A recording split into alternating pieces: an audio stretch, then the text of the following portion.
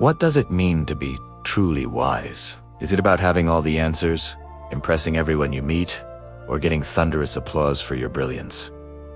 We often think so. We chase titles, accolades, and the approval of others, believing that's how we measure our worth. But what if I told you that real wisdom is the exact opposite? What if it's about knowing what's right, even when the entire world is laughing at you for it? People might doubt you.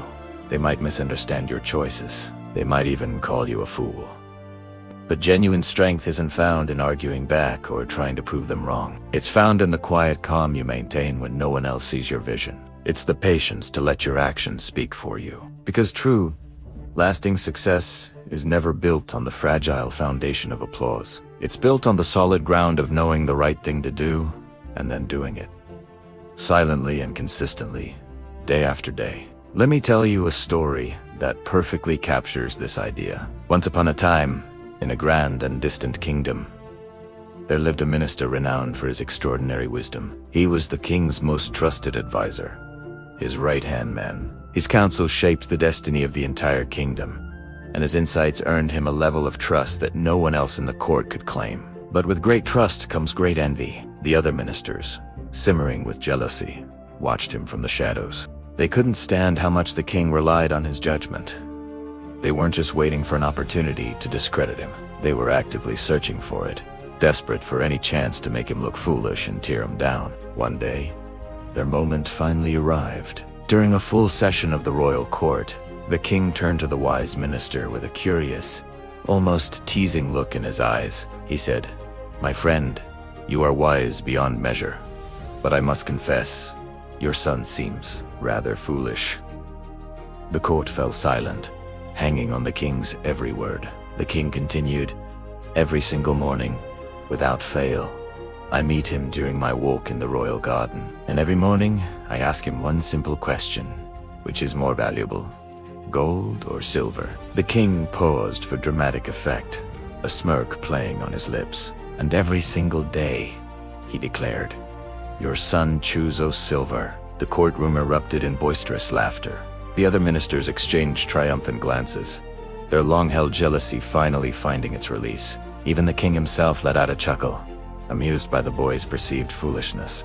The wise minister stood there, motionless, as waves of humiliation washed over him. The laughter echoed in his ears, each jeer a sharp sting to his pride. Without a word, he simply bowed his head, turned, and quietly left the court, the sound of mockery following him down the long hall. That evening, the minister went straight home, his heart heavy with shame and confusion. He found his son reading in the study and called him over. His voice was gentle, but tinged with a deep, lingering hurt. "Son," he began, "I need you to tell me something, and please, be honest.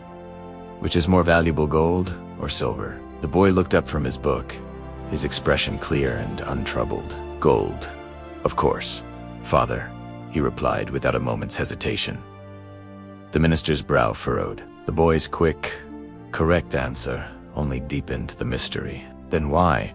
the minister pressed, his voice filled with bewilderment. "Do you tell the king it's silver every single day?" A slow, knowing smile spread across the boy's face. It wasn't a smile of foolishness, but one of quiet confidence. "Father," he explained, "every morning, the king holds out 2 coins for me, one of pure gold and one of shining silver. He tells me, take whichever is more valuable. I always reach for the silver coin." The boy paused, letting his father absorb the image. He laughs, pats me on the head, and walks away, thinking I'm a simpleton. But what he doesn't realize is that because I choose the silver coin, he offers me the same choice again the next day, and the day after that. Every single day, I walk away with another silver coin. The minister stared at his son, still grappling with the logic. "But why not just take the gold coin once?" he asked. "Just once. To prove to them all that you're not a fool. To clear your name and mine."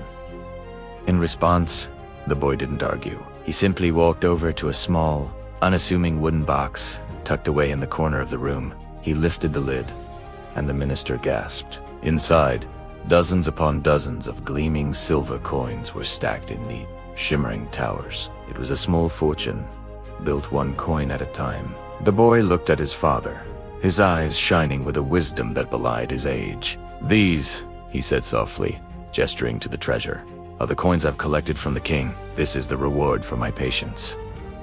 He looked directly at his father. "If I ever take the gold coin to commence, the king will be satisfied that I've finally learned my lesson, and he'll stop asking me the question.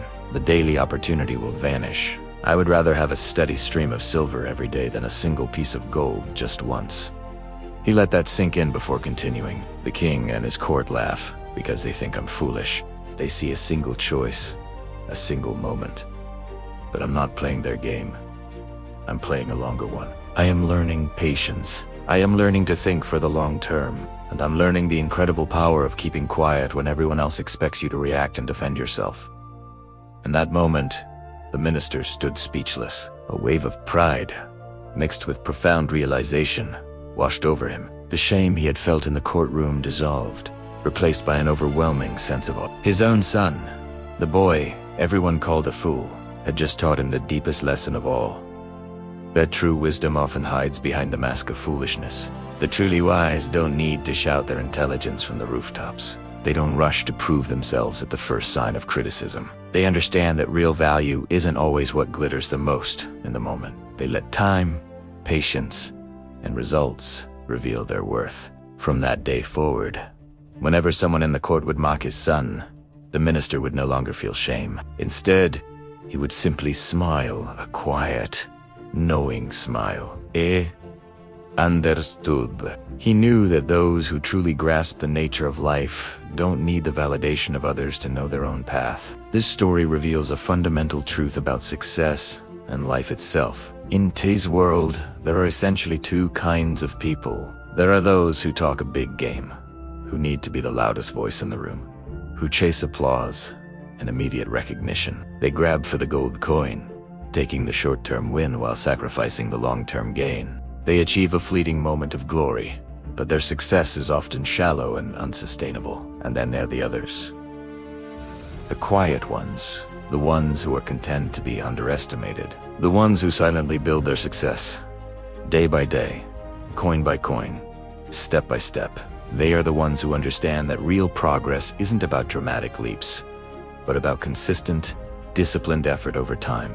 They don't mind being called foolish, because they have a vision that others can't see. They are playing a different game, a longer, more meaningful one. So, the next time someone laughs at your ambition, the next time they doubt your methods or question your journey, remember this story. Let them laugh. Let them doubt. Let them think you're a fool for choosing the silver coin. While they're busy laughing, you'll be busy stacking.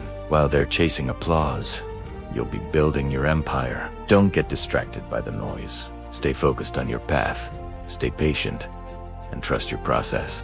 Because one day, without you ever having to say a word, your results will silence them all. Thank you so much for watching.